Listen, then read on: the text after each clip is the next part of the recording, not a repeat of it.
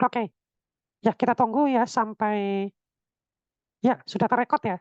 Jadi ini terkait dengan geosintetik ya. Jadi terkadang kita bisa tambahkan geosintetik pada bagian-bagian dalam sebuah lereng ya untuk perkuatan. Misalkan ketika ada di bagian dalam lereng itu ada saluran, maka nanti kita bisa masukkan geosintetik yang lebih tebal atau kita sebut dengan geosintetik primer.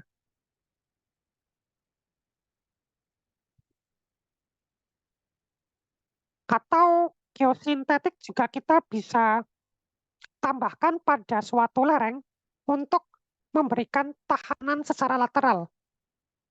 Ketika terjadi pemadatan atau konsolidasi atau terjadi pemadatan kompaksi dari sebuah timbunan, maka nanti kemudian akan meningkatkan kekuatan atau gaya lateral yang terjadi pada lereng. Akibatnya lereng bisa berpotensi untuk runtuh atau longsor. Maka kemudian dengan kita menambahkan geosintetik bisa meningkatkan ketahanan lateral.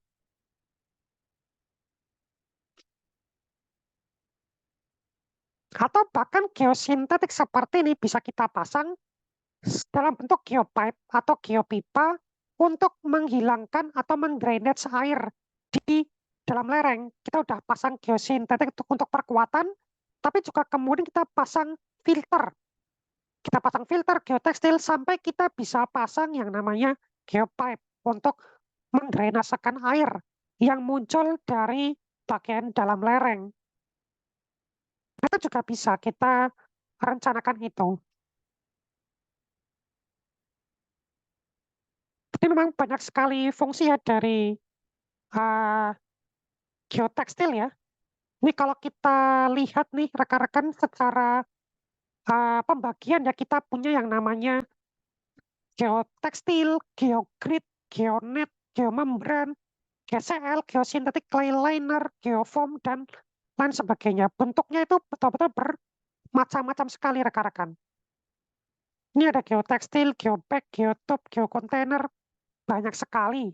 Polimer-polimer ini kita gunakan di dunia-dunia konstruksi dan sekitarnya. Nah, jadi begitu banyak rekan-rekan ya, kita akan coba lihat tentang geosintetik lebih dalam. Tadi sempat saya sebut bahwa geosintetik itu ada banyak tipe sebenarnya. Nah, aslinya kalau kita bicara geosintetik, ini secara pembagian, itu kita mengenal ada yang dia memang polimer, betul-betul polimer dari turunan plastik. Tapi juga ada dia yang berbentuk seperti elemen, berbentuk seperti filamen, berbentuk seperti kain, ya mirip kain, seperti tenunan, untaian, atau rangka-rangka. Atau bahkan kita bisa menemukan bentuknya seperti teranyam. Atau kita bisa menemukan bentuknya ya halus biasa gitu ya, tapi ada yang tebal, ada yang tipis, dengan sifat masing-masing. Nah, itu beberapa karakter ya, atau pembagian dari geosintetik. Nah, tadi saya sempat sebutkan bahwa geosintetik itu dia punya pembagian. Ada yang disebut dengan geosintetik yang bersifat woven, ada yang dia itu non-woven. Bahkan ya kalau kita misalkan bagi lagi, ini saya punya satu modul geosintetik dari Kementerian PUPR. Ini juga bisa kita gunakan, ini juga sudah saya berikan kepada rekan-rekan ya di link materi. Ini juga dibagi lagi, ada geosintetik yang tekstil dan jaring-jaring. Nanti untuk yang tekstil ada yang kedap air, ada yang lulus air. Jadi kalau geomembran, geomembran itu pasti dia kedap air. Tekstil tapi dia kedap air. Tapi ada yang berbentuk jaring-jaring atau net atau web. Nah, kalau jaring-jaring yang tertutup atau jaring-jaring yang kecil-kecil itu nanti geonet namanya atau geomatras. Tapi kalau yang jaringnya terbuka itu geogrid. Nah, banyak ya nanti ya. Nah, ini kalau yang dia seperti tekstil disebut geotekstil gitu. Jadi sebenarnya kalau istilah geotekstil, geomembran banyak sekali pembagian ya sebenarnya. Karena memang ada yang berbentuk seperti tekstil, Artinya kalau misalkan dia seperti tekstil, dia itu punya permeabilitas. Ada yang permeabilitasnya itu besar, ada juga yang kecil. Ada yang dia kedap air, ada yang dia tidak kedap air gitu, atau lolos air. Nah, misalkan seperti geosintetik clay liner, GCL, itu geosintetik kedap air. Tapi apa namanya sering kita gunakan untuk menahan air-air limbah atau air-air rembesan atau air-air lindi. Nah, ini, ini tadi yang sempat kita dengar ya, ada yang namanya woven dan non-woven. Woven itu adalah teranyam, non-woven itu adalah tidak teranyam. Jadi pembuatannya ada yang dianyam, ada juga yang tidak, gitu ya. Nah, coba kita lihat ya, di sini contoh yang tidak teranyam nih, ada gambarnya. Tidak teranyam, kemudian yang bawah ini adalah yang teranyam.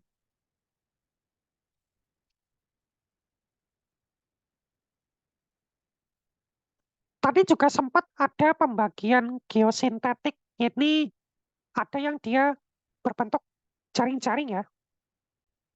Yang begini kan ada yang berbentuk jaring-jaring, ada yang rapat, ada yang terbuka. Yang rapat kita sering sebut dengan matras atau geomatras atau geonet. Kalau yang terbuka itu sering disebut dengan geogrid. Jadi jaring-jaring ada yang rapat, ada yang dia kurang rapat atau tidak rapat gitu. Nah, coba kita lihat beberapa contoh yang lain ya.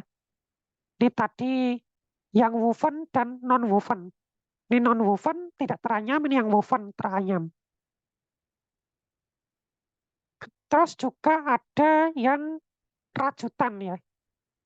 Ini kalau woven, non-woven, rajutan ini dia geotekstil yang bersifat tulus air. Artinya ketika dia dilewati air, itu bisa dilewati. Tidak kedap air, gitu ya. Jadi dia lulus air. Artinya dia punya permeabilitas. Nah, kalau yang sifatnya dia tidak kedap air, sorry, kalau yang sifatnya dia kedap air atau tidak lolos air, nanti ada geomembran. Nah ini, nah jadi ada geomembran, kemudian juga ada yang namanya uh, geosintetik clay liner. Nah ini dia kedap air dia. Karena seperti tadi kan untuk mencegah lindi atau pencemar air kan dia harus kedap air. GCL, geomembran, dia itu kedap air. Tapi kalau seperti tadi ya ada woven, non-woven, rajutan itu dia lulus air. Nah, kalau kita mau coba bedakan, karena istilah-istilah geosintetik ini banyak sekali, dan kadang kita di luar tuh, kok ada geotekstil, ada geomembran, ada geosintetik, nanti ada geo macam-macam gitu ya. Itu memang karena banyak tipe dari geosintetik. Intinya semuanya geosintetik, bahan sintetik, tapi di bawahnya ada pembagian-pembagian lagi. Ada yang dia lulus air, ada yang dia tidak lulus air. Nah, yang tidak lolos air atau kedap itu ada geomembran dan GCL. Nah, ini tadi yang sifatnya dia tidak jaring-jaring ya, bukan jaring atau bukan web. Kalau yang berbentuk jaring, ini tadi ada geomatras, ada geogrid gitu ya. Ini contoh gambar dari geogrid yang dia seperti jaring-jaring.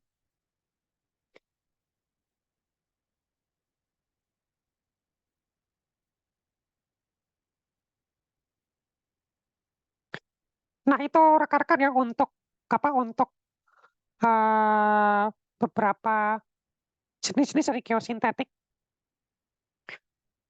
Geosintetik juga sebenarnya dari sisi bahan, material kimia itu juga bermacam-macam rekan-rekan. Dalam modul ini ya, nanti rekan-rekan bisa buka secara lebih detail ya, kalau mau lihat lebih detail isinya. Itu juga ada pembahasan mengenai zat kimia penyusun. Jadi ini kan sintetik ya, sintetik ini nanti ada macam ada etilen, ada byproduct. Nanti kalau turunan dari etilen, itu yang sebelah kanan, itu nanti ada macam-macam. Ada yang kita kenal dengan nama polyethylene. polietilena. Polietilen, polivinil klorida, PVC, polistiren, ya ada akrilik fiber, ya bahkan sampai ke poli-poli yang lain. Ini merupakan produk-produk polimer itu ya. Jadi geosintetik tadi yang kita bisa temukan dengan berbagai macam tipe, secara penyusun itu bisa macam-macam juga. Bisa PVC, bisa PS, bisa PE, PET, PP, banyak sekali bahan-bahannya. Nanti secara detail ikatan kimianya, kemudian nanti sifat-sifatnya, nanti silakan bisa dibaca lebih lanjut. Nah, cuma yang rekan-rekan itu perlu ketahui betul ya dari sifat geosintetik itu sifat fisik dan sifat-sifat lainnya. Dari itu kita perlu tahu betul. Jadi gini rekan-rekan, setiap geosintetik itu punya sifat yang berbeda-beda. Kalau ada geosintetik berbahan dasar PP, jadi kalau kita coba ringkas ya ke beberapa jenis dari bahan kimia, penyusun dari polimer ya, ada PP. PP itu polipropilen. Ada polietilen, PT. Ada yang namanya PE. Ada yang namanya PA. Ya, jadi kalau PET itu polietilen, kemudian ada polipropilen, ada PA juga. Nah, jadi setiap jenis polimer ini punya sifat yang berbeda-beda. Nah, contoh misalkan ya kita lihat kalau ketahanan terhadap sinar UV. Kalau semisal kita lihat ya dari sinar UV, yang paling ini faktor yang berpengaruh ya, UV. Ini yang UV itu sangat berpengaruh itu pada PET. Artinya apa? Kalau kita menggunakan bahan PET, kemudian kita gunakan di tempat yang sering terkena sinar matahari, terbuka, maka si geosintetik ini akan cepat terpengaruh. Cepat terpengaruh. Atau contoh lagi, misalkan garam deh, garam. Misalkan kita memasang geosintetik, tapi di lokasi yang di laut atau pinggir pantai, atau dekat dengan lokasi-lokasi penghasil garam. Nah, di daerah-daerah muara, pantai, atau di lautan lepas pantai, ini kalau kita lihat ya, semua jenis polimer itu tinggi semua pengaruhnya. Artinya, geosintetik itu sangat dipengaruhi oleh keberadaan garam. Atau misalkan asam, ini kalau misal contoh, mungkin kita pengen mendrainage, misalkan mendrainage air asam tambang yang ada dalam lapisan batuan, lapisan tanah di pertambangan. Kita pengen keluarin tuh, tapi airnya asam, maka jangan gunakan PP, geotekstil dari PP. Ini karena pengaruh asam itu tinggi. Nanti asam itu bisa mengabrasi si geotekstil, geomembran, si geosintetik. Dia bisa mengabrasi, dia bisa menjadikan adanya reaksi kimia antara si air asam tambang tadi atau air asam tadi dengan lapisan dari PP-nya itu, dari geosintetiknya itu. Sehingga akan berpotensi timbul reaksi kimiawi dan akan makin mencemari lingkungan. Karena nanti zat kimia dalam geosintetik akan masuk ke dalam si air. Secara dibuang kemana gitu ya. Ternyata dia jadi nambah pencemar gitu. Karena di PP itu sangat sensitif terhadap misalkan asam. Maka kalau kita pakai untuk pekerjaan yang berkontak dengan air asam, gunakan geosinetik berbahan PET atau misalkan PA. Apa panas nih? Panas nih kalau terkait dengan panas, yang sensitif terhadap panas itu PET. Atau yang sensitif terhadap mikroorganisme. Mungkin dipasang di tanah atau bersentuhan dengan air dan di situ banyak mikroorganismenya. Ini sebagian besar polimer itu sangat dipengaruhi mikroorganisme. PP, PT, P ini sangat tinggi. Ya, jadi yang perlu kita pikirkan kita pilih bahan yang tidak terlalu terpengaruh pada kondisi lingkungan. Maka sesuaikan dengan kondisi lingkungannya. Kita menggunakan plastik polimer ini untuk apa? Atau kontak dengan zat apa? Atau untuk proses apa? Gitu.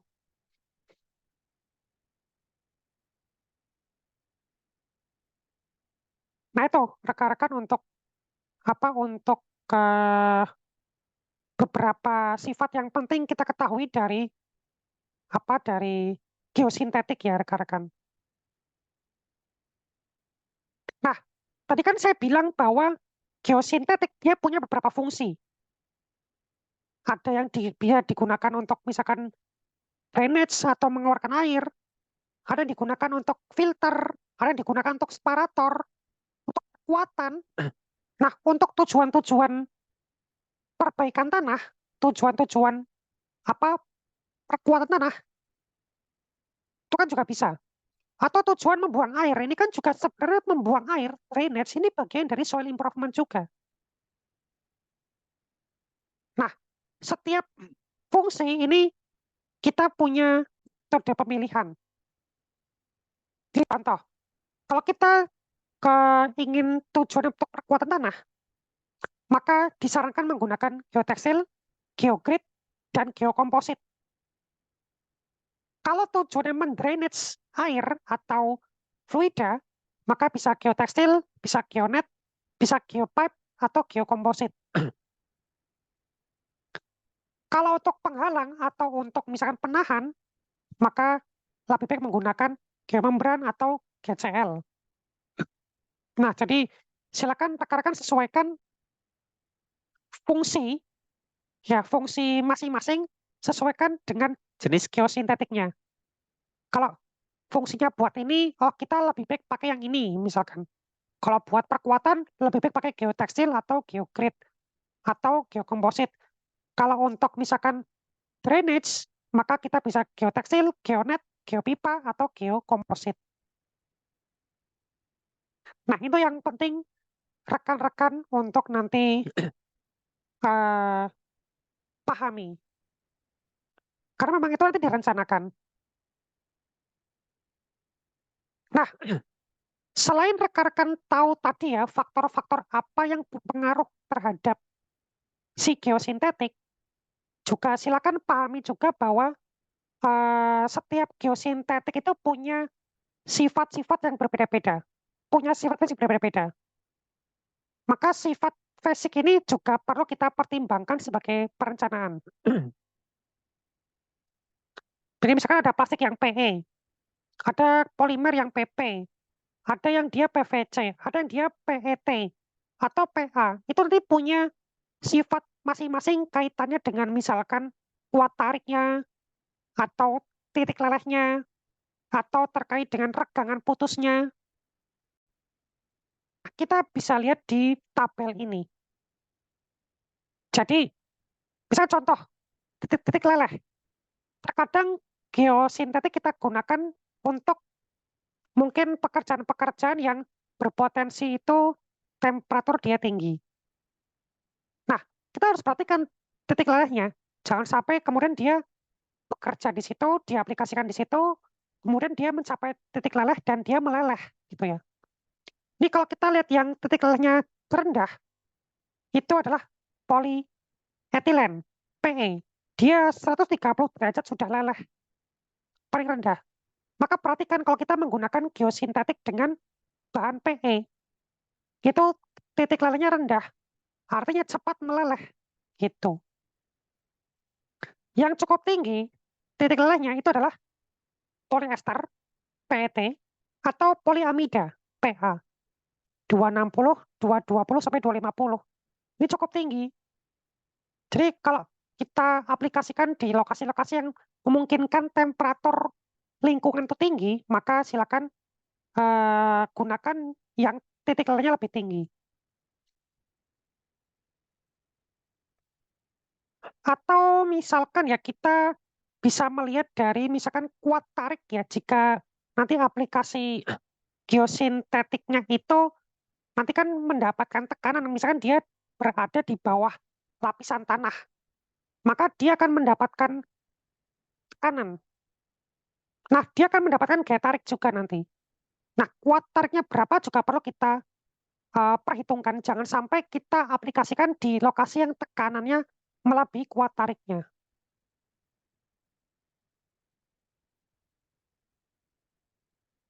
Atau juga kita bisa perhitungkan terkait dengan berat jenis.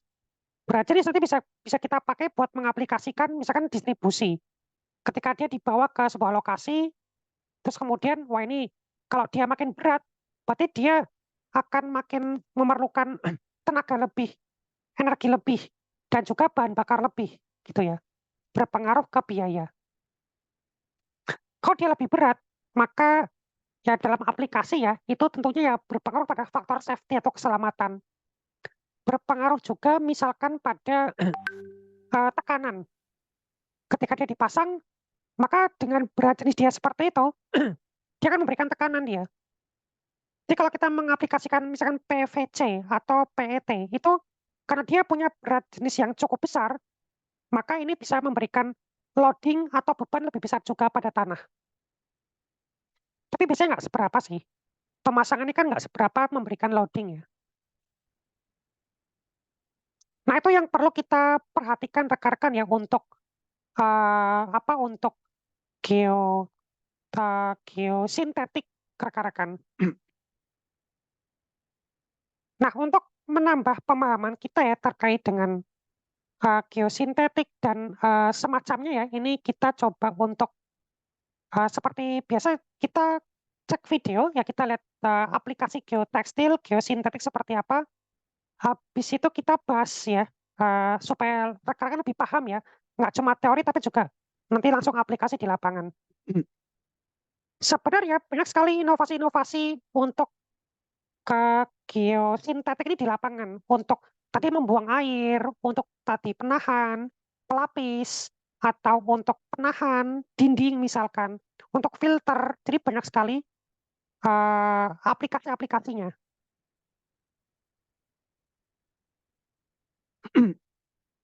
Oke, coba kita lihat ya, seperti apa geosintetik ya.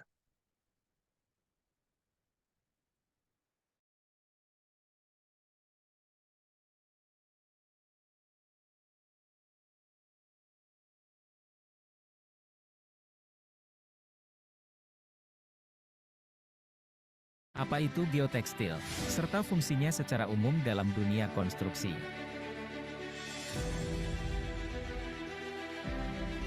Geotekstil adalah lembaran sintetik yang berpori sehingga memiliki sifat tembus air dan fleksibel. Geotekstil biasa digunakan sebagai stabilisasi atau perbaikan tanah dasar dalam pekerjaan teknik sipil.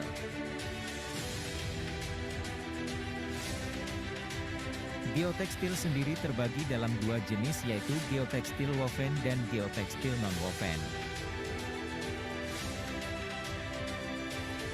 Geotekstil woven atau geotekstil anyam adalah lembaran yang dihasilkan dari anyaman material yang berbahan dasar polipropilene atau polyester atau PET.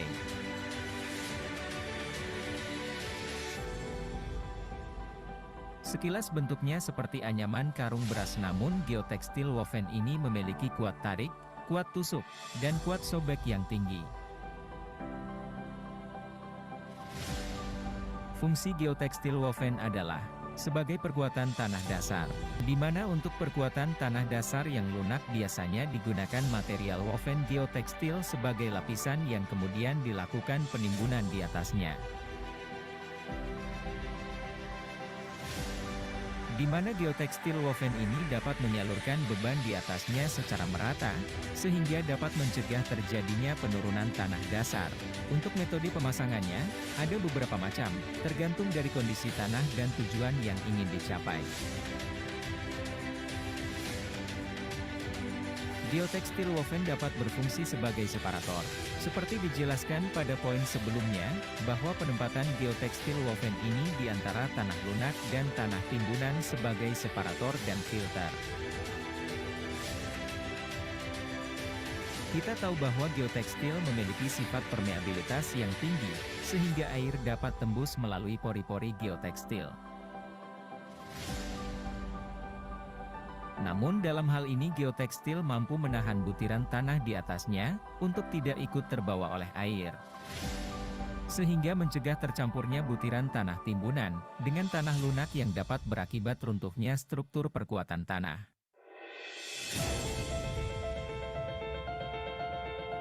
Geotekstil non-woven adalah geotekstil yang terbuat tidak melalui proses anyaman melainkan melalui proses termal, kimia dan mekanis, serta kombinasi mekanis menggunakan mesin berteknologi tinggi.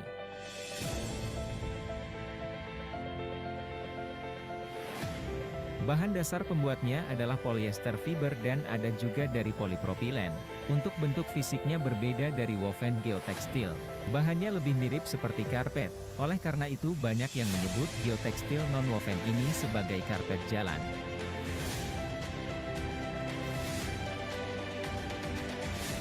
Sekilas fungsinya sama seperti jenis woven sebagai separator, namun geotekstil non-woven ini tidak difokuskan untuk perkuatan tanah lunak.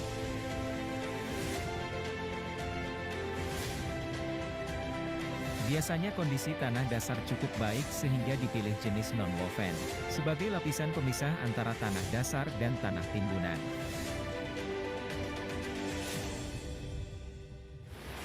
Geotekstil non-woven juga sekaligus sebagai filtrasi, yang mana tujuannya, juga mengalirkan air dari bawah tanah, tanpa membawa partikel timbunan, sehingga tidak tercampur dengan tanah dasar.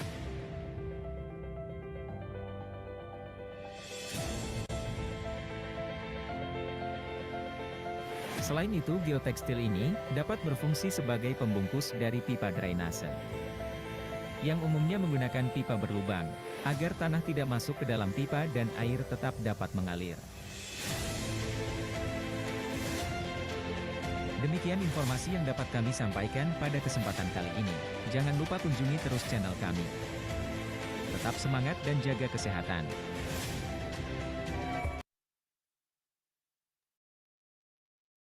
Oke, ini tadi kita lihat ya ada eh, gambar-gambar, video-video tentang beberapa geotekstil ya, baik itu ada yang woven atau ada yang non-woven.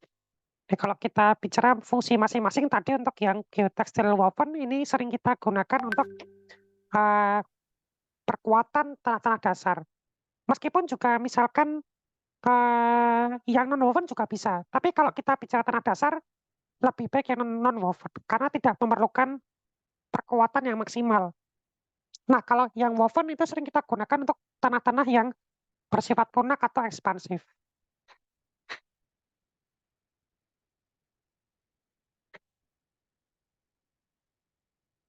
Oke, mari kita saksikan berikutnya ya.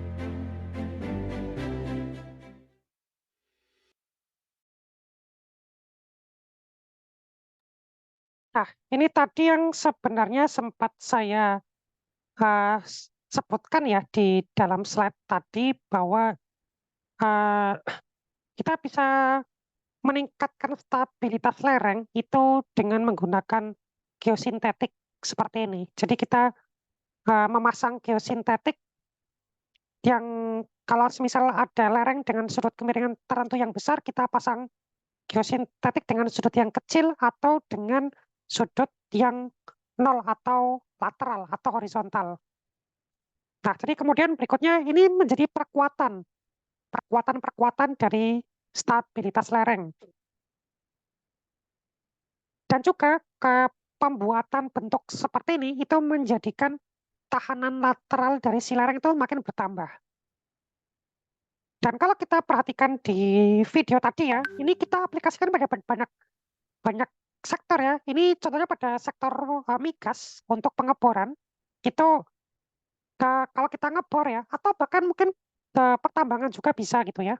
Jadi ketika ada proses pengeboran atau pertambangan di atas bukit atau di sekitar lereng, maka lereng-lereng di sekitar ini bisa berpotensi untuk terjadi gerakan-gerakan massa.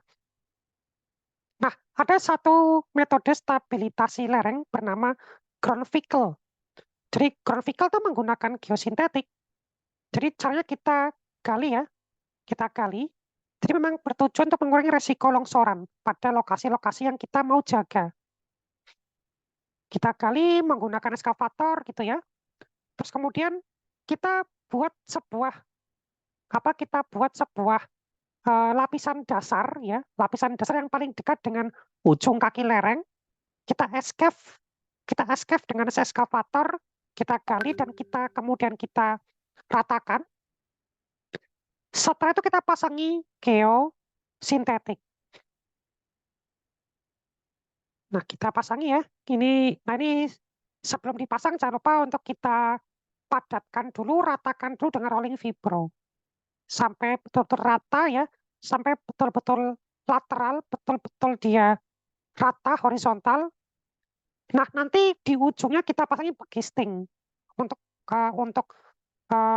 penahan dan juga nanti digunakan untuk membalik membalik geosintetik.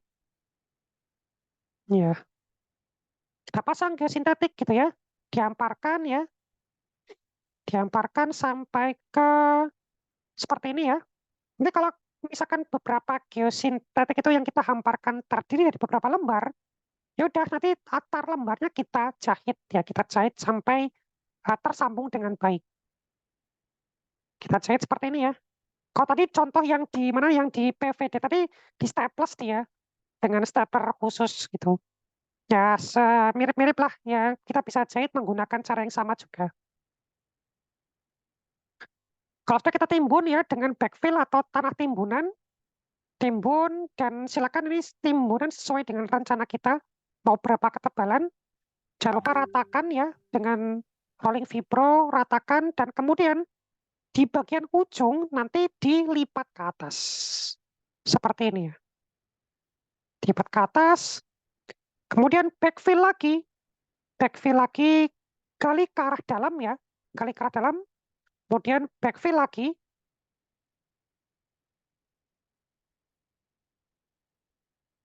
terus masukkan lagi geosintetik, terus masukkan lagi backfill, lipat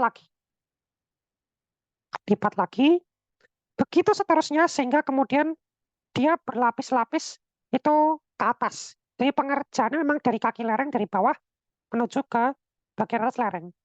Sehingga nanti hasilnya seperti ini hasilnya. Dia akan berlapis-lapis sampai ke atas dan dengan kemiringan lereng sudah setara, sudah uniform atau seragam. Nah, itu untuk aplikasi untuk dinding penahan tanah. Ini juga merupakan bagian dari reinforcement, penguatan secara mekanis.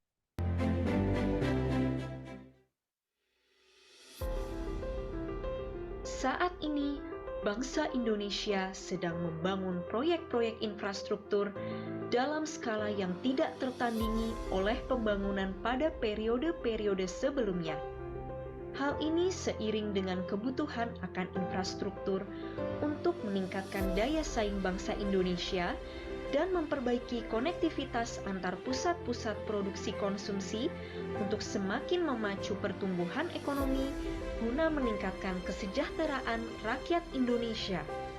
Pembangunan pelabuhan, bandara, jalan, jembatan, dan banyak infrastruktur lainnya terus dikerjakan secara masif di seluruh wilayah Indonesia. Proses pembangunan jalan merupakan proses pembukaan ruang lalu lintas untuk mengatasi berbagai rintangan geografis. Konstruksi jalan dan jembatan merupakan konstruksi yang kompleks dan membutuhkan pelaku konstruksi yang ahli di bidangnya.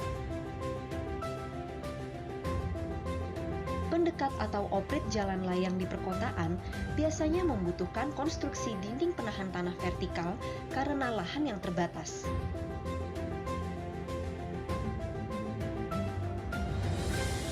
Pembangunan dinding penahan tanah harus seminimal mungkin mengganggu area lalu lintas yang ada, karena semakin besar gangguan terhadap lalu lintas akan meningkatkan kerugian akibat kemacetan yang bahkan telah mencapai 65 triliun rupiah per tahun hanya di Jakarta saja. Selain itu, pelaksanaan konstruksi dinding penahan tanah harus dilakukan dengan cepat, namun tetap harus mengutamakan kualitas dan efisiensi desain. Jenis material timbunan juga mempengaruhi stabilitas dinding penahan tanah.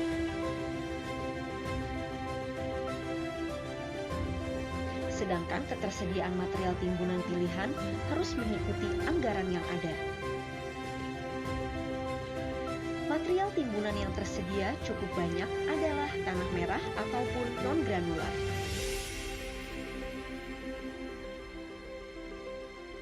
Kita semua tahu bahwa kota yang indah sangat ditentukan oleh lanskap dan landmark kota tersebut.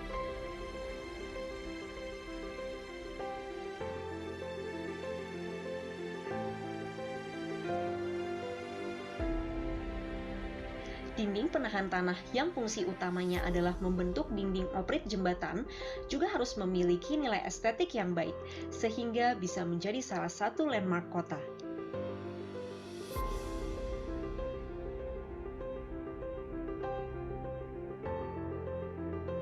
Tantangan yang tidak kalah pentingnya adalah ancaman gempa yang cukup signifikan pada berbagai struktur bangunan di Indonesia, sehingga menuntut adanya inovasi struktur dinding penahan tanah yang kuat, efisien, dan tetap mudah dilaksanakan.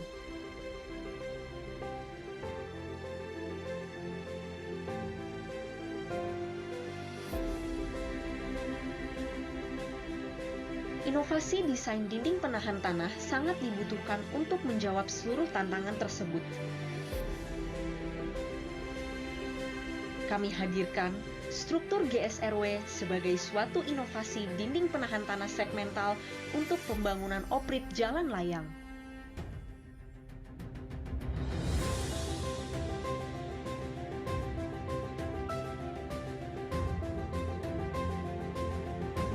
GSRW atau Geoforce Segmental Retaining Wall merupakan suatu konstruksi dinding penahan tanah yang terdiri atas lapisan tanah timbunan pilihan yang dipadatkan dan diperkuat menggunakan sabuk perkuatan berupa GI-strip.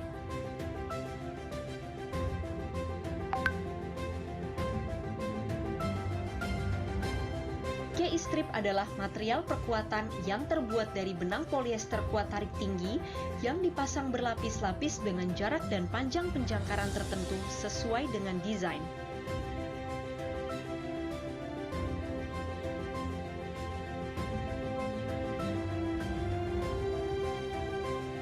GSRW memiliki facing yang terbuat dari beton precast K350 yang dicetak dengan akurasi tinggi.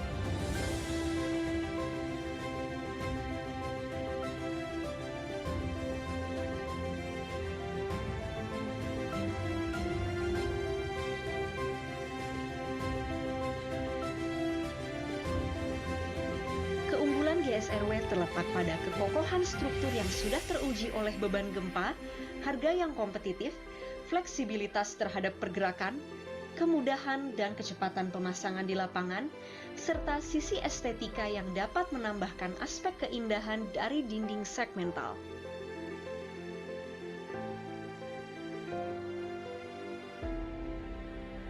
Pembangunan oprit jalan layang di perkotaan yang menggunakan sistem GSRW akan memberikan nilai tambah pada keindahan kota.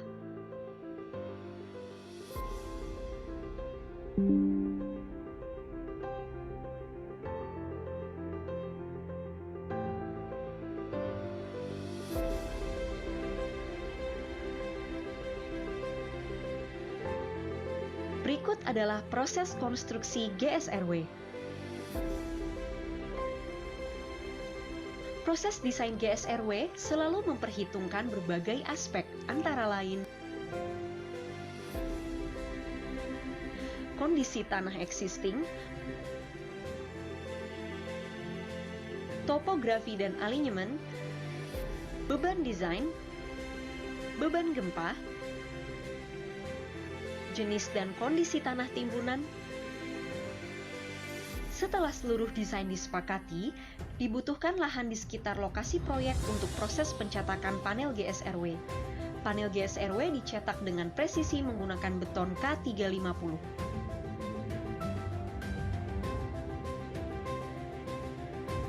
Panel yang telah dicetak ditumpuk dengan hati-hati untuk menunggu hingga umur beton tercapai untuk dipasang.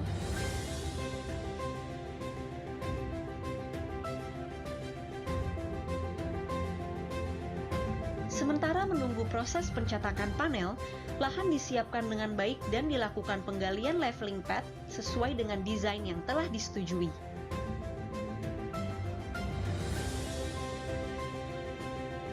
Pengecoran leveling pad dilakukan segera setelah galian, pemasangan bekisting, dan pemasangan pembesian selesai. Panel GSRW yang telah cukup umur betonnya dipasang dengan hati-hati.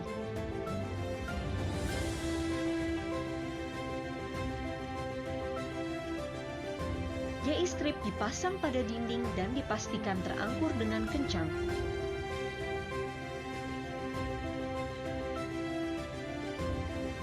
Penggelaran timbunan pilihan dilakukan bersamaan dengan pembangunan GSRW. Timbunan harus dipadatkan hingga mencapai 95% standar Proctor untuk menjamin stabilitas GSRW.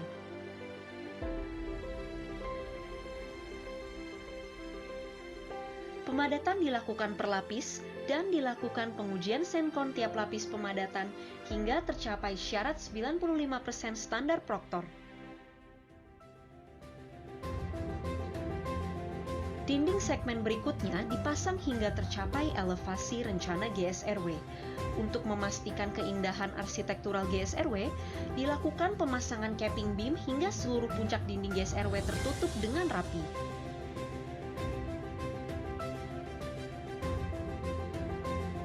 Dengan adanya inovasi dinding penahan tanah sistem GSRW, jelas terlihat bahwa struktur dinding GSRW sangat ringan. Perkuatan GSRW dengan geosintetik tidak menambah beban timbunan secara signifikan, sehingga untuk struktur yang tinggi tidak akan bermasalah dari sisi berat struktur. Selain itu, material geosintetik yang digunakan juga tahan korosi dan tahan kondisi kimiawi tanah. Struktur ini juga bersifat poros, di mana kelebihan air dari dalam timbunan bisa mengalir melalui celah antar panel dan difilter oleh geotekstil nonwoven yang dipasang. Dengan adanya semua tantangan pembangunan serta keterbatasan yang dimiliki oleh solusi konvensional, GSRW dapat menjawab kebutuhan struktur yang efisien, metode instalasi yang jauh lebih mudah, serta sudah terbukti dalam banyak proyek di Indonesia. Semoga inovasi ini dapat selalu berkembang dan menjadi inspirasi untuk inovasi-inovasi lain di masa depan.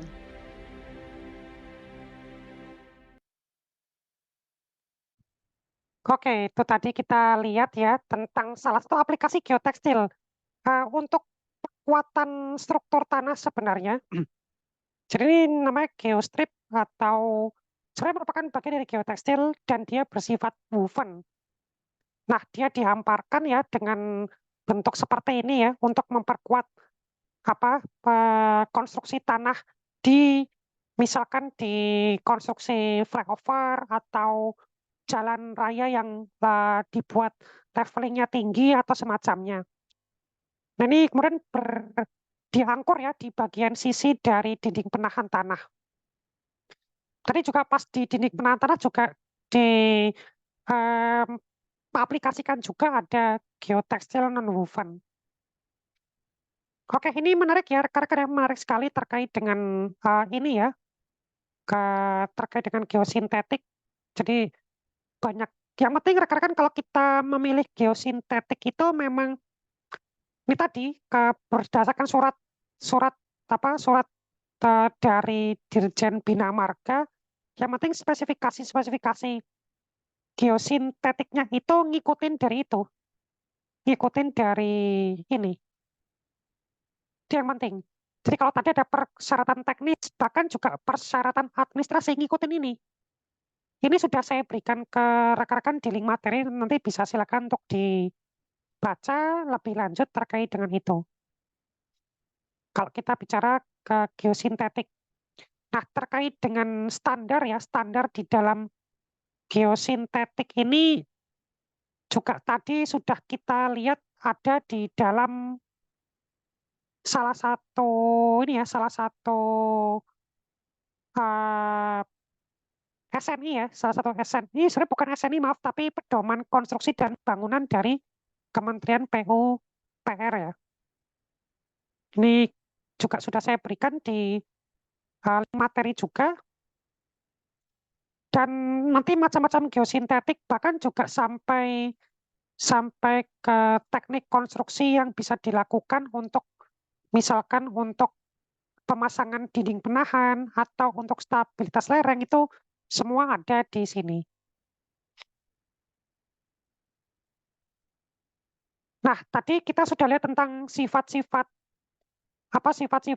dari geosintetik ya. Ada misalkan ada berat jenis, titik leleh, kemudian kuat tarik, modulus elastisitas. Ini juga kita nanti sesuaikan ya pemilihan geosintetik kita berdasarkan sifat-sifat ini. Atau misalkan kita kalau ingin memilih geosintetik, misalkan kita ingin memilih geosintetik yang lulus air atau tidak kedap air. Nah, ini contoh kalau kita misalkan menggunakan geosintetik untuk itu, kita bisa memilih berdasarkan misalkan ukuran pori-pori geotekstil. Kadang kita pengen agar sebuah geotekstil itu lulus air dengan sangat mudah, sangat besar, sangat lulus air, atau kecepatan aliran yang lewat situ akan besar, akan tinggi. Kadang kita juga pengen agar dia lulus air tapi tidak setinggi sesuai dengan yang kita harapkan. Nah, kalau kita lihat dari masing-masing geotekstil, baik yang non-woven maupun yang woven, itu kalau kita bicara contoh misalkan kecepatan aliran, itu jauh lebih cepat yang teranyam. Karena untuk geotekstil yang dia monofilamen itu bisa mencapai 2000 liter per meter persegi per detik. Tapi kalau untuk geotekstil pita biasa, dibandingkan dengan misalkan ke geotekstil tak teranyam, tapi yang diikat dengan pemanasan itu pasti lebih besar yang geotekstil tak teranyam. Jadi secara rata-rata itu lebih besar geotekstil woven teranyam. Tapi coba kita lihat subjenis dari masing-masing geotekstilnya itu. Itu dia ukuran porinya bisa berbeda-beda, kecepatan alirannya juga bisa berbeda-beda. Nah, kita sesuaikan juga dengan tujuan kita. Nah, kalau kita misalkan pengen mengaplikasikan geosintetik untuk tujuan-tujuan tertentu, untuk tujuan separasi, tujuan-tujuan filter, atau drainase, atau penghalang, maka kalau kita pengen mencari sifat-sifat geosintetik apa yang kita perlukan, nah ini merupakan sifat penting geosintetik sesuai dengan fungsinya. Kalau kita misalkan menggunakan geosintetik untuk misalkan drainase, mengeluarkan air, maka yang paling penting itu sifatnya adalah misalkan pori-pori. jumlah pori-pori, atau permeabilitas, atau transmisivitas, dan juga durabilitas. Kalau semisal kita menggunakan geosintetik untuk proteksi, ya proteksi, misalkan untuk dinding penahan atau untuk melindungi suatu lereng, ya kita bisa memilih berdasarkan tahanan tusuk, tahanan jebol, kekakuan, atau ketahanan terhadap abrasi. Nah, itu kita bisa gunakan ini sebagai dasar untuk memilih geosintetik manakah yang kita perlukan. Oke, mohon maaf di tempat saya berkumandang azan, izin 1 menit. Kita break sebentar untuk suara azan, 1 menit.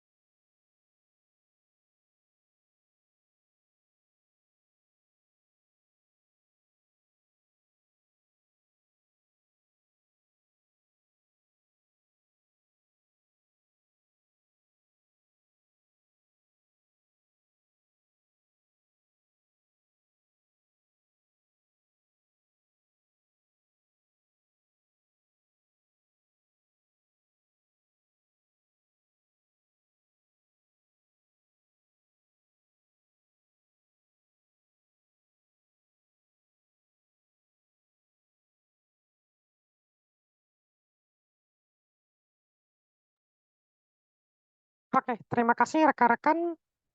Kita lanjutkan. Jadi ini ya dasar kita untuk mempertimbangkan kalau kita misalkan memilih geosintetik apa yang kita mau pilih gitu ya.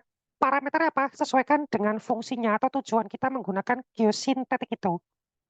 Nah, memang kalau kita bicara sifat-sifat geosintetik, rekan-rekan ya, geosintetik itu dia punya beberapa sifat. Ada sifat fisik, ada sifat mekanik, bahkan juga geosintetik punya sifat hidrolik, dan juga punya sifat-sifat lain seperti daya tahan atau semacamnya. Sifat fisik misalkan seperti massa jenis, berat jenis, kemudian ada massa persatuan luas, ada ketebalan, itu sifat-sifat fisik dari geosintetik. Ada juga sifat mekanik seperti misalkan kompresibilitas, kekuatan tarik, kemudian survivability. Ada juga misalkan sifat hidrolik, misalkan seperti ukuran pori-pori gitu ya, ukuran pori-pori, kemudian permeabilitas, transmisivitas, kaitannya dengan kelulusan air. Bahkan juga dia punya daya tahan, durabilitas. Itu banyak sekali sifat-sifat yang ada di dalam geosintetik rekan-rekan. Jadi tadi ada sifat fisik, ada sifat mekanik, ada sifat hidrolik, dan semacamnya. Ini sudah ada di dalam file materi rekan-rekan. Mungkin sebenarnya kalau kita mau bahas, mungkin perlu satu pelatihan khusus buat cuma bahas geosintetik. Tapi nggak apa-apa, yang penting rekan-rekan sudah dapat fondasi dasar. Nanti silakan bisa dibaca sebagai tambahan pengetahuan. Nah, nanti sifat-sifat fisik ini itu kita dapat gunakan untuk dasar memilih. Misalkan geotekstil ini, misalkan pabrikan ini, atau mungkin merek ini, atau misalkan nanti jenis ini, itu kita lihat sifat fisiknya, mekaniknya, kaitkan dengan tujuan kita. Kaitkan dengan tujuan kita. Tujuan kita mau ngapain? Tujuan kita mau berkaitan dengan misalkan separasi, misalkan mau berkait dengan misalkan penahan, misalkan. Maka sesuaikan sifat fisiknya berdasarkan itu. Berdasarkan dari tabel yang tadi. Sebentar, saya buka lagi. Nah, dikaitkan dengan tabel terkait dengan sifat-sifat ya, sifat-sifat utama geosintetik yang dibutuhkan. Kalau kita pengen buat filter, perhatikan ukuran porinya, perhatikan kuat tusuknya. Kalau kita pengen sebagai penghalang, maka lihat daya tembus air, lihat durabilitas. Nah, yang penting rekan-rekan ya, yang penting kalau kita nanti juga memilih jenis-jenis geosintetik, silakan sesuaikan dengan kondisi lingkungan yang berpengaruh. Sesuaikan dengan sifat-sifat umum geosintetik seperti kecepatan aliran, ukuran pori, atau sesuaikan juga dengan misalkan berat jenisnya, kuat tariknya, titik lelehnya, dan semacamnya. Itu kita sesuaikan juga rekan-rekan sebagai dasar kita di dalam memilih geosintetik seperti itu. Yang penting rekan-rekan, yang penting dipastikan ya, kalau kita memilih geosintetik, maka kita pastikan bahwa geosintetik yang kita pilih itu sudah berstandar, sudah sesuai dengan standar pedoman yang telah ditetapkan oleh pemerintah, yang ditetapkan pada surat edaran dari Dirjen Bina Marga. Itu yang paling penting. Kita gunakan itu sebagai dasar. Kenapa? Karena di surat edaran ini sudah ditetapkan tentang standar untuk misalkan geotekstil, misalkan ya untuk geotekstil atau untuk misalkan PVD juga sudah ditetapkan gitu. Jadi silakan sesuaikan dengan itu rekan-rekan.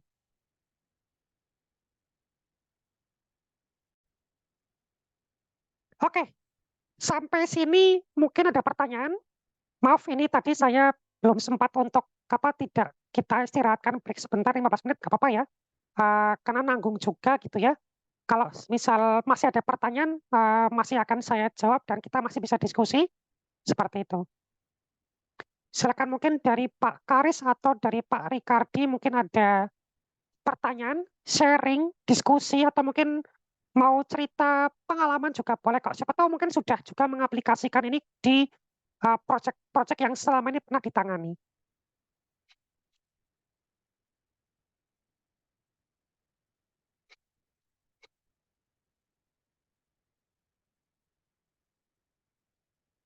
Sebenarnya ada satu lagi metode ya, grouping sebenarnya. Mungkin tapi sedikit saya sampaikan ya, mungkin kalau belum ada yang mau tanya, saya biar mungkin sedikit ambil waktu menuju ke jam 3, mungkin saya coba akan tambahkan tentang grouping ya. Jadi ini merupakan salah satu jenis perkuatan tanah atau reinforcement. Jadi selain geotekstil tadi, penguatan tanah atau reinforcement itu bisa juga kita menggunakan grouting. Jadi meningkatkan stabilitas konstruksi tanah atau batuan menggunakan bahan injeksi berupa grouting atau berupa semen. Kita bor ya, kita bor uh, sebuah lereng ya, kita bor atau kita bor sebuah uh, lokasi gitu ya. Biasa sih lereng biasanya.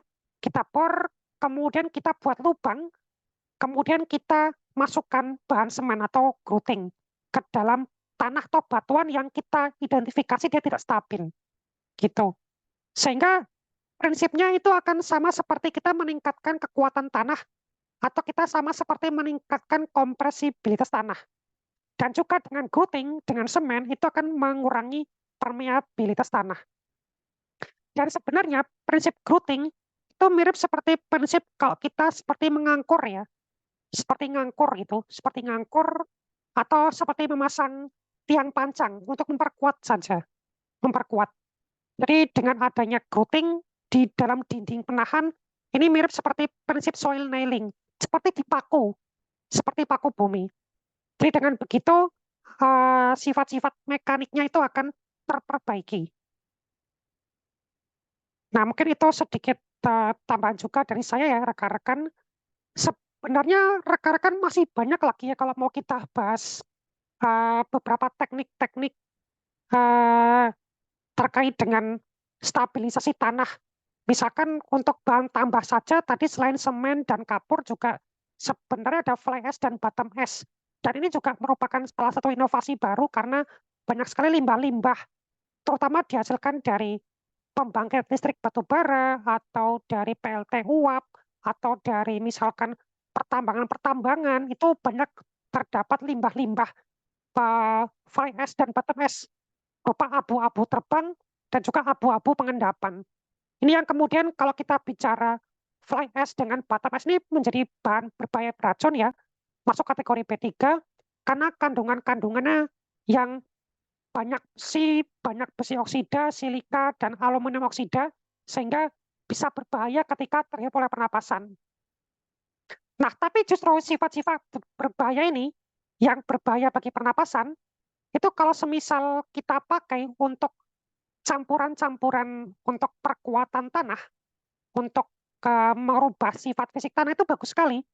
Kenapa? Karena di dalam fly ash dengan bottom ash itu ada kandungan-kandungan silika, ada kandungan-kandungan aluminium oksida, Al2O3 atau alumina, ada besi oksida atau Fe2O3. Ini kalau kita bandingkan dengan kapur, kapur juga ada itu kan, ada Ca, ada Mg. Kalau semen ada Si, ada Al, ada Mg, ada Ca. Nah, itu punya sifat hidrasi. Punya sifat hidrasi. Dia akan bereaksi secara pozolanik. Jadi kalau fly ash, bottom ash kita tambahkan sebagai bahan dasar untuk perkuatan atau perbaikan, itu akan menyebabkan terjadi pozolanik, efek pozolanik. Efek yang terjadi ketika kita juga menambahkan kapur ataupun semen, akan ada reaksi hidrasi. Sehingga ada penggumpalan-penggumpalan, aglomerasi, dan juga kemudian ada yang namanya flokulasi. Sehingga yang tadinya tanah-tanah Lampung yang berukuran kecil bisa berukuran lebih besar. Gitu. Sehingga meningkatkan kekuatan pada tanah. Nah, ini untuk beberapa contoh jurnal ya yang membahas terkait dengan penggunaan fly ash dan bottom ash ya. Ini sudah saya berikan juga di link materi, nanti bisa silakan dibaca-baca juga. Plus juga saya sebenarnya ada beberapa bacaan lain ya terkait dengan bahan-bahan tambah untuk misalkan perkuatan tanah.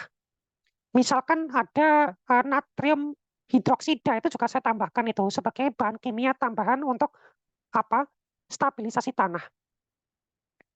Nah, nanti silakan rekan-rekan bisa di luar sesi pelatihan, di luar sesi ini untuk nanti di waktu-waktu luang untuk membaca-baca materi yang saya berikan ya.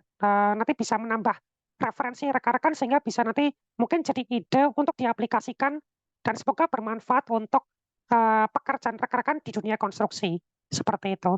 Intinya banyak metode teknik untuk perbaikan tanah itu banyak sekali dan kita bisa menggunakan yang mana saja sesuai dengan kebutuhan kita, sesuai dengan kondisi di lapangan, dan sesuai dengan berbagai macam faktor tadi yang sudah kita bicarakan. Nah, semoga yang kita bicarakan selama 2 hari ini semoga bermanfaat ya, meskipun mungkin singkat ya 2 hari, dan saya berusaha agar bisa menyampaikan sebanyak mungkin, semaksimal mungkin ke rekan-rekan, semoga ada yang bisa dibawa dan diaplikasikan ke rekan-rekan di tempat kerja. Terima kasih untuk ke Pak Karis dan juga untuk Pak Ricardi ya, selama 2 hari ini semangatnya. Sampai ketemu lagi di kesempatan lain dan semoga sukses selalu untuk karir pekerjaannya ya. Sampai ketemu lagi di kesempatan lain. Begitu. Terima kasih dan kalau ada kurang-kurangnya dari saya mohon maaf yang sebesar-besarnya. Terima kasih untuk sinaran training juga, Mbak Fitri. Waktu dan tempat saya kembalikan kepada Mbak Fitri selaku moderator. Terima kasih. Baik, terima kasih Pak Zainal. Mohon maaf sekali ini Bapak, internet di sini lagi bermasalah, jadi saya menggunakan handphone. Mohon maaf. Terima kasih sebelumnya Pak Zainal, pada Pak Haris dan juga Pak Rika. yang sudah mengikuti pelatihan hari ini, Pak. Suara saya jelas kah, Pak? Halo? Oke, jelas, jelas, jelas. Tapi agak sedikit putus, tapi lumayan jelas. Ya, mohon maaf sekali nih di sesi terakhir internetnya mati dan mati lampu di sini. Jadi saya menggunakan handphone. Dan sebelum saya mengakhiri pertemuan hari ini, apa masih dipersilahkan untuk pada Pak Haris dan pada Pak Ricardi? Apakah masih ada pertanyaan yang mungkin ingin ditanyakan kepada Pak Zainal sebelum menutup acara hari ini?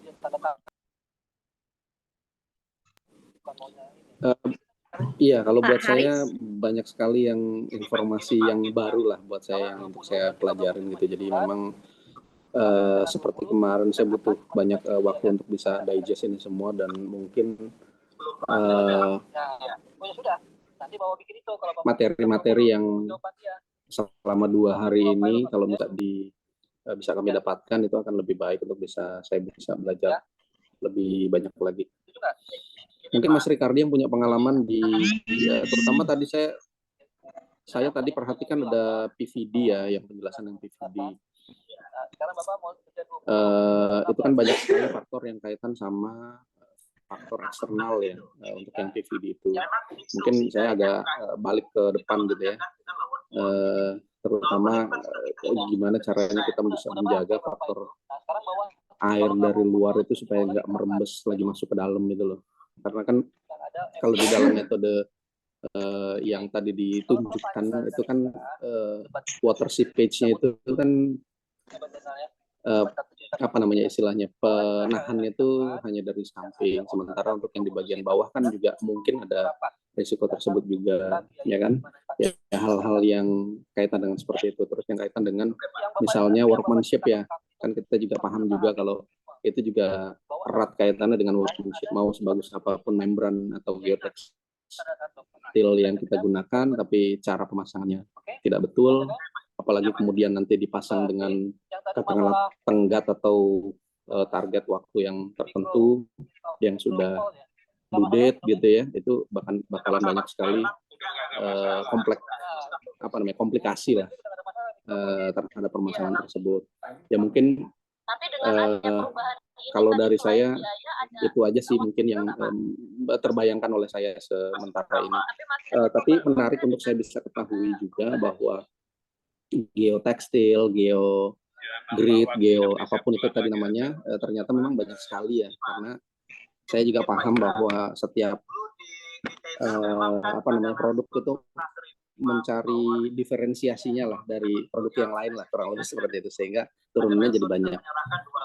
Saya sebenarnya saat ini lagi juga salah satu proyek itu cari solusi yang mungkin bisa bisa disarankan untuk gimana caranya tetap bisa properties retaining retaining slope-nya itu tetap dapat, tapi yang di sisi lain dia kepengen lebih kelihatan transparan gitu. Mungkin ada masukan, mungkin kalau tadi yang saya lihat kan itu cukup untuk sloping itu kan dia nutup banget lah gitu kan baik itu secara permukaan, baik itu nanti secara woven non woven dan seterusnya, itu kan tadi kan saya lihat ada tapi dia nggak bisa transparan. Mungkin itu yang saya mau tanyain yang terakhir. Sisanya saya masih overwhelmed sama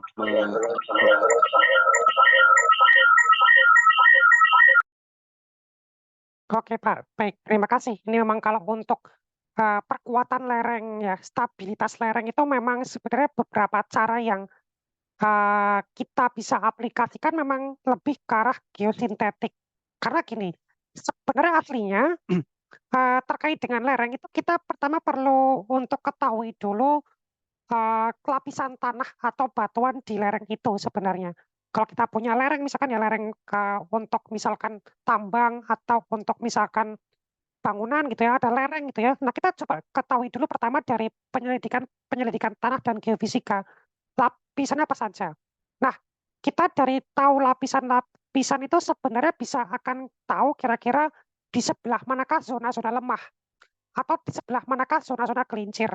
Karena kalau lereng itu masalah paling utama kan dia gerakan massa atau keruntuhan atau longsoran. Nah, longsoran itu akan terjadi ketika ada zona-zona lemah. Nah, itu lewat kita identifikasi secara geofisika atau penyelidikan tanah, kita akan tahu manakah zona-zona lemah. Dan kemudian berikutnya kita rencanakan langkah terbaik.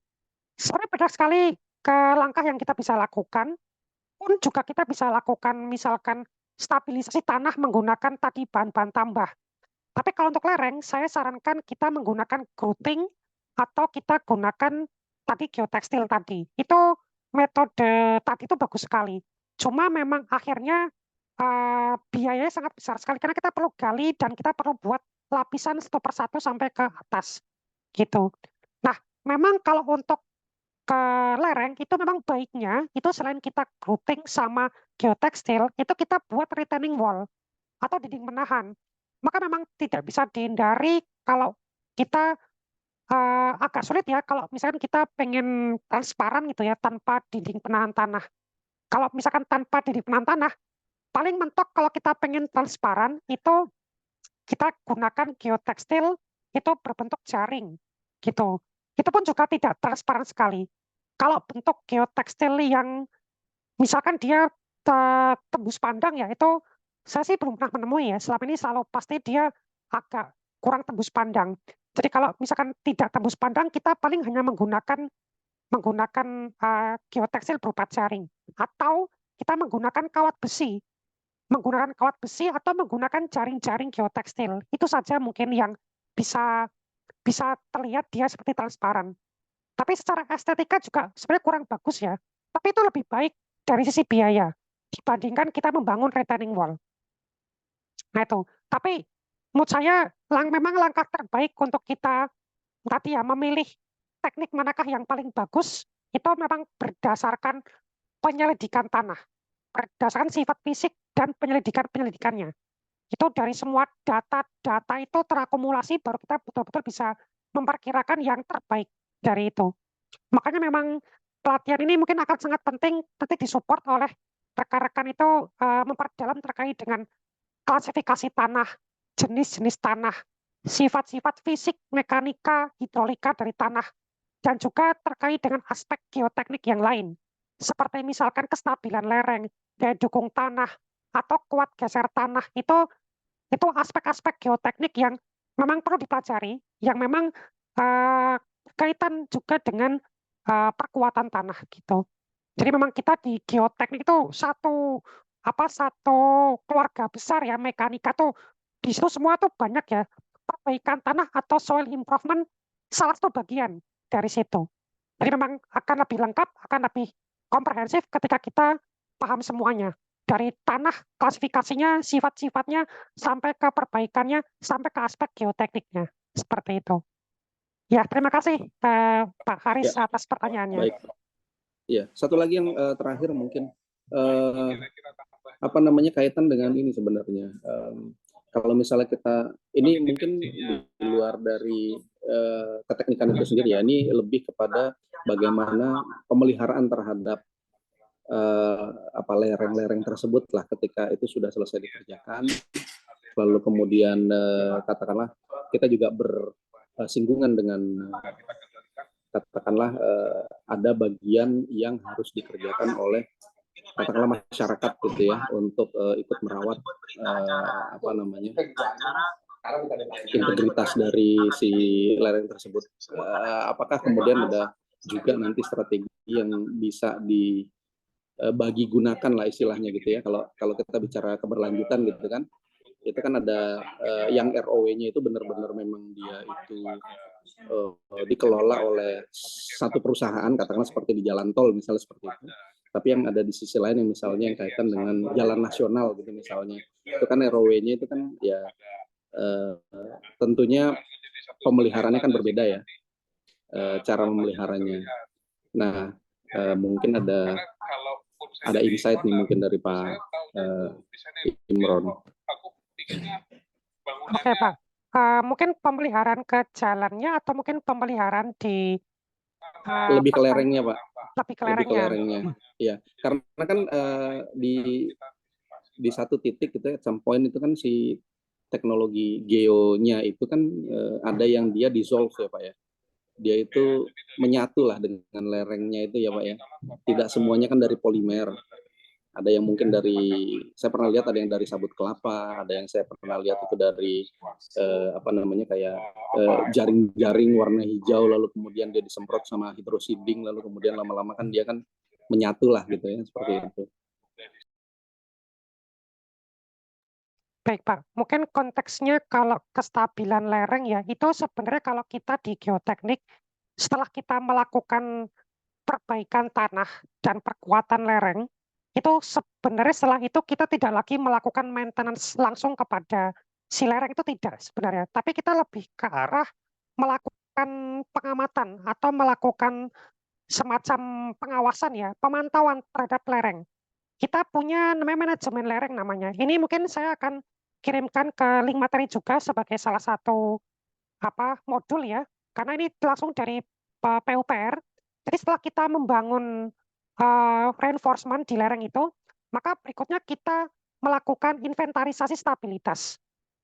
Jadi kemudian kita lakukan inventarisasi terhadap stabilitas dengan cara apa? Dengan cara kita mengukur parameter-parameter tanah di lereng itu. Misalkan kita mengukur parameter kuat gesernya lagi, kita mengukur tingkat kompaksinya lagi, kita mengukur tingkat settlementnya lagi, kita mengukur daya dukungnya lagi, kompresibilitasnya lagi, permeabilitasnya lagi. Itu kita inventarisir untuk mengetahui kemampuan si perkuatan kita sudah masih bagus atau tidak gitu. Karena bisa saja kita ada perkuatan dengan durasi sekian lama itu kemudian uh, bisa tidak sesuai dengan rencana. Tiba-tiba permeabilitas airnya bertambah, tiba-tiba kompresibilitasnya bertambah dan sebagainya. Maka itu kita ketahui dan kita amati ya dari inventarisasi data gitu. Jadi dari situ kita dapat data nih, wah ini ternyata misalkan geosintetiknya kurang mampu nih mendrainagekan air misalkan. Oh, berarti kita perlu bongkar nih geopipe-nya, perlu bongkar nih geofilternya misalkan. Atau misalkan contoh ternyata dari pengamatan ternyata eh, contoh misalkan daya dukungnya berkurang atau misalkan tiba-tiba kok ada pergeseran dilihat dari ada retakan-retakan di tanah.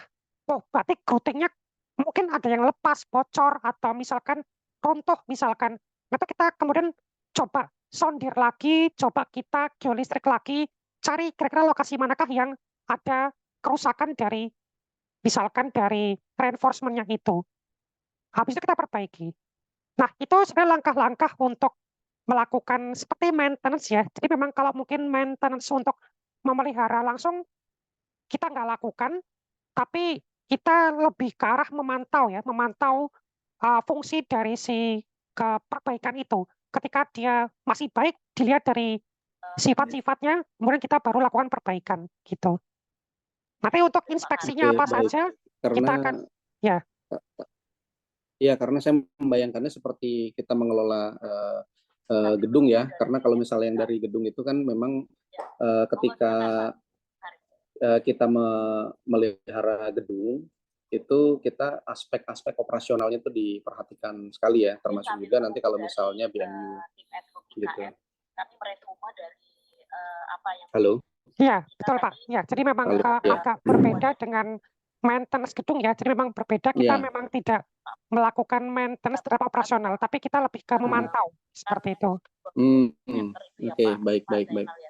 Ya, memang kalau di gedung itu kan mulai dari usia desain gedungnya misalnya gitu ya, ini dioperasikan selama katakanlah 75 tahun gitu kan. Lalu kemudian nanti ada pemantauan terhadap ya hal-hal yang kaitan dengan struktur atas, bawah, lalu kemudian nanti kalau misalnya terjadi ada gempa atau terjadi kebakaran dan seterusnya, nah termasuk juga dengan lingkungan binaannya lah kita sebutnya kan gitu. Nah, lingkungan binaan itu kan di luar dari bangunan gedung, tapi dia mendukung gedung tersebut atau dia merupakan bagian dari komunitas yang lebih luas, katakanlah satu kawasan gitu misalnya seperti itu.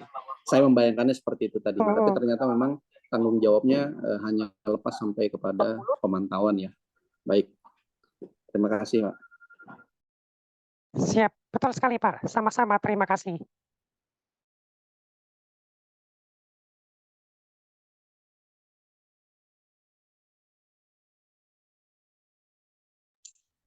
Halo, tes. Halo, Ya, masuk halo, ya, halo Pak? Pak. Masuk Pak suaranya. Ya, mungkin dari saya dikit aja, Pak. Pertama, terima kasih atas sharing untuk materinya yang menurut saya sangat detail dan banyak gitu ya referensinya. Dan memang ini yang kita butuhkan gitu untuk terutama saya dan Pak Karis di bagian engineering, Pak. Jadi memang banyak kasus di IKN ini terkait dengan desain itu yang kita membutuhkan counter argument, Pak, kasarnya gitulah, ke sisi perencana maupun ke sisi balai. Karena terkadang memang beberapa ruas yang overdesign, misal ada jalan yang menggunakan geosintetik, padahal sebenarnya bisa tidak gitu. Nah, memang prinsip-prinsip seperti itu yang eh, mungkin kita bantu inisiasi gitu ya ke tim proyek supaya lebih efisien dalam pelaksanaan. Nah, memang kalau untuk permasalahan secara umum di IKN ini, Pak, yang pertama itu tadi yang sudah Pak Hari sampaikan terkait dengan lereng, Pak. Karena memang mayoritas di sini sebenarnya tanahnya itu kedalaman 4, kedalaman 6 meter itu udah NSPT 60, Pak. Karena dia eh, clay yang sangat tebal gitu ya. Cuman kalau dia disturb, dia digali menjadi lereng, karena dia kategorinya lempung lunak, ditinggalkan 1 kali 24 jam, 2 kali 24 jam dia langsung runtuh gitu ya. Mirip seperti clay shell atau lempung lunak gitu. Dan itu yang kadang menjadi permasalahan di saat kita mengerjakan pekerjaan, karena kita harus membuat galian yang lumayan tegak gitu. Kita tidak bisa ideal harus 1,2 atau 1,3. Ada beberapa kondisi yang kita harus membuat galian tegak 1,05 mungkin 1,07 gitu ya. Dan itu memang yang sementara ini proteksinya kita hanya menggunakan terpal gitu Pak. Jadi memang sangat rawan apalagi sekarang sudah masuk di musim penghujan. Kalau terkait dengan soil improvement, timbunan, betul tadi yang Bapak bilang bahwa semua di tempat kita, di jalan tol, di jalan logistik, jalan di IKN, menggunakan geosintetik, Pak, untuk perkuatannya. Dan kalau ketemu tanah rawa, cenderung untuk menggunakan desain pile slab daripada membuat perbaikan tanahnya. Mungkin untuk efisiensi waktu juga sih, Pak. Jadi mungkin eh, untuk stabilitas lereng juga kita banyak menggunakan dari tadi hydroseeding yang Pak Haris sampaikan, terus menggunakan media kokomes Pak yang dari sabut kelapa berwarna hijau gitu. Dimanfaatkan di situ, ada juga yang menggunakan geogrid yang lembaran berwarna hitam.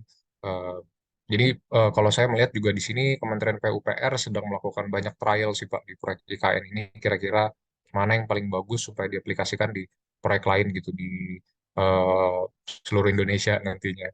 Karena memang sangat banyak. Kemarin juga ada intelligent compaction, fibro, fibro yang tadi Bapak sampaikan, dipasang teknologi lah gitu supaya bisa dimonitoring secara langsung gitu. Jadi banyak hal-hal baru yang kita temui di sini dan saya rasa juga makanya kita harus landasannya ini kita harus kuat Pak dari keilmuannya itu. Jadi sangat terima kasih Pak atas ilmu yang disampaikan. Siap, sama-sama terima kasih Pak Ricardi ya. Semangat saja memang betul karena sekarang Pak Ricardi dan teman-teman Pak Karis dan rekan-rekan ini memang sedang di masa-masa mengerjakan proyek-proyek yang kondisi tanahnya termasuk paling sulit di Indonesia. Dan memang kemudian ketika ada proyek IKN ya mungkin kalau dikatakan PUPR sedang trial ya mungkin seperti itu ya karena memang selama ini PUPR banyak fokus pada pekerjaan-pekerjaan konstruksi di tanah yang kebanyakan tidak selunak di Kalimantan. Jadi ya buat saya betul sekali silakan perkuat saja ilmu-ilmu dasar dan juga lanjutan terkait dengan mekanika tanah gitu ya. Karena mungkin siapa tahu saja mungkin dari kasus yang Bapak temukan dengan mengaplikasikan berbagai macam teknik ya, oh ternyata hasilnya begini. Terus nanti coba lagi, coba lagi, coba lagi. Siapa tahu mungkin nanti PUPR menemukan teknik yang terbaik untuk IKN. Semoga saja. Terima kasih Pak Karis dan Pak Ricardi juga atas sharing-sharingnya ya. Terima kasih. Semoga sukses selalu. Untuk IKN semoga nanti tahun depan kita sudah bisa full ya pindah ke ibu kota yang baru. Sukses selalu Pak Karis dan Pak Ricardi. Terima kasih. Siap, Pak. Terima Terima kasih, Pak. kasih Pak Imron, terima kasih Bu Fitri. Terima kasih, Bu Fitri. Baik, alhamdulillah. Terima kasih Pak Ricardi, Pak Haris. Alhamdulillah training kita sudah selesai pada hari ini dan berjalan dengan baik walaupun ada sedikit kendala ya di sinyal. Dan saya juga ucapin terima kasih banyak pada Pak Zainal yang sudah menyampaikan materi selama 2 hari ini, penyampaian materi yang cukup baik. Dan sekedar informasi, nanti saya akan mengirimkan link evaluasi serta absensi. Dimohon Pak Ricardi dan juga Pak Haris untuk mengisi. Dan untuk sertifikat nanti akan dikirimkan ke alamat kantor yang sudah diisi di form training, gitu ya Pak ya. Mungkin itu saja. Sebelumnya mari kita foto terlebih dahulu ya Pak. Sebagai dokumentasi, saya akan ambil foto 1, 2, 3. Sekali lagi, 1, 2, 3. Baik, terima kasih banyak Bapak-Bapak, Pak Zainal, Pak Ricardi, Pak Haris. Salam sukses buat kita semua. Semoga kedepannya lebih baik lagi. Terima kasih banyak. Saya tutup pertemuan kita hari ini. Semoga Bapak semua sehat selalu. Assalamualaikum warahmatullahi wabarakatuh. Bagaimana nih Bapak bisa jadi Waalaikumsalam. Waalaikumsalam. Terima kasih, Pak. Terima kasih. Terima kasih Pak Ricardi, Pak Karis, Mbak Fitri, saya Jilef. Terima kasih.